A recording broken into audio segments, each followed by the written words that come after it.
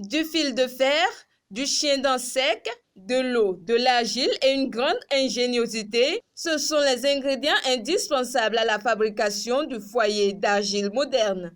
Une fois que tout est disponible, il y a le sable, le fer, fil de fer et autres. La première chose, tu as de l'argile. Il faut mélanger l'argile. Tu le mélanges et tu mets herbe dedans. Donc, une fois que tout est mélangé, tu commences par la fondation. Donc, tu commences par produire. Arrivé à un niveau donné, tu t'arrêtes là. Là, c'est la première étape, ça. La deuxième étape, de plus, tu vas te servir de l'argile là encore. Et puis, pour enchaîner le haut. Une fois que tu as enchaîné le haut fini, c'est là que tu vas prendre fil de fer là. Donc, pour ceinturer le tout, quoi. Pour ceinturer le foyer.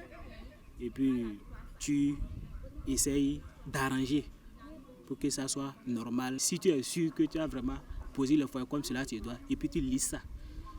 Une fois que tu as lissé ça fini, bon, quelques heures plus tard, c'est pour enlever les entrées d'air et puis les fers qui sont là. Quand tu construis le foyer fini déjà, tu vas laisser ça au moins 1 heure, 2 heures de temps.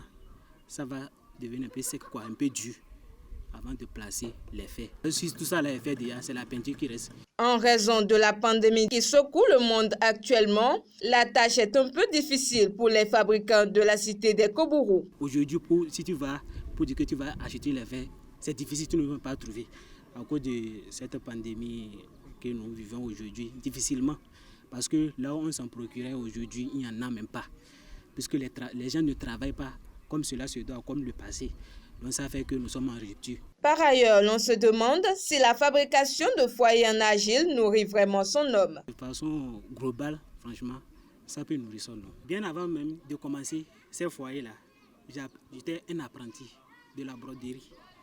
Donc, je jumelais les deux choses à la fois. Aujourd'hui, vous rentrez dans mon atelier, là, derrière que vous voyez.